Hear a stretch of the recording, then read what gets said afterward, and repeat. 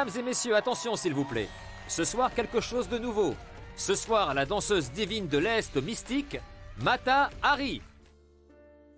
Mata Hari is a narrative-driven point-and-click adventure game which was developed by Cranberry Production and published by Viva Media in 2008. One of the first things you will see on the Steam page of the game is that it has received mixed reviews with only 57% positive ones. Let us now re-evaluate this adventure to see whether it has stood the test of time. It is the dawn of the 20th century. Mata Hari, an exotic dancer who mysteriously appeared seemingly out of nowhere, mesmerizes Paris with her provocative and sensual performances. Being the center of high society talks, no man can resist her charm, and every woman would like to be her. One day Mata is approached by the gentleman Oscar Samsonet, who turns out to be an agent for the French Secret Service. Mata Hari, wait a moment.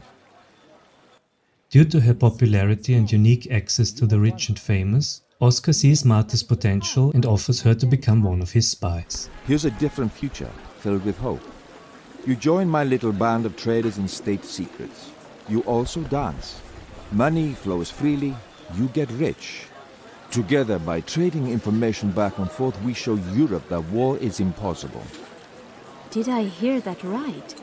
You're asking me to become a spy? Eventually, the mysterious danseuse agrees. In the following years, Mata turns out to be a formidable spy who uses her skills of seduction to gather secrets from her high-ranking lovers all over Europe. Will Mata Hari be able to prevent the threat of war between Germany and France?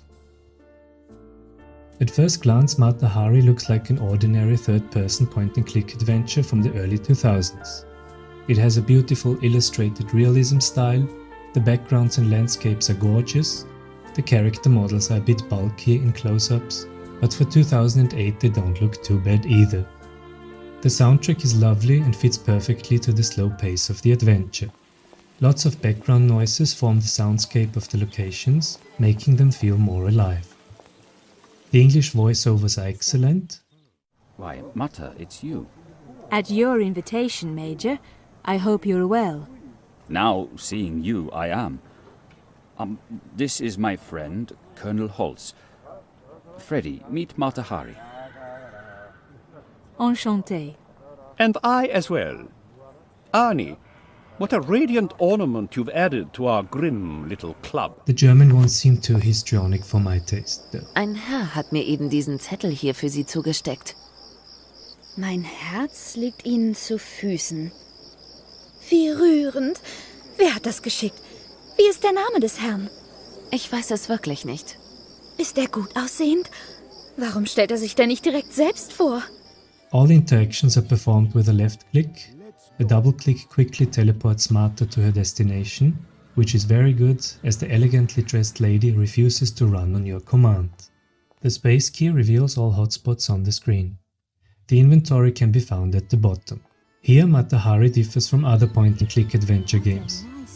The inventory doesn't carry only physical items, represented by a green icon, but also topics in blue and ideas in red, which our heroine gathers from dialogues and observation. Many times it happens that Mata needs to get an idea first before she picks up an item.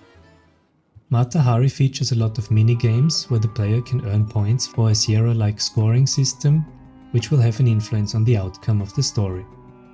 Two minigames appear repeatedly.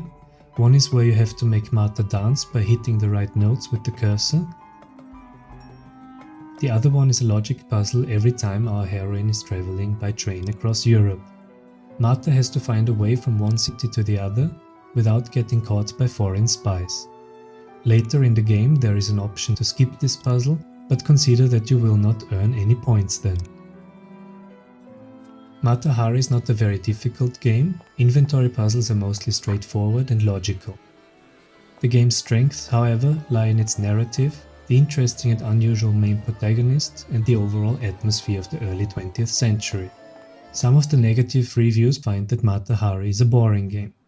It has a slow pace, true, and the story takes a while to get going, but it gets dark quite suddenly as the game progresses.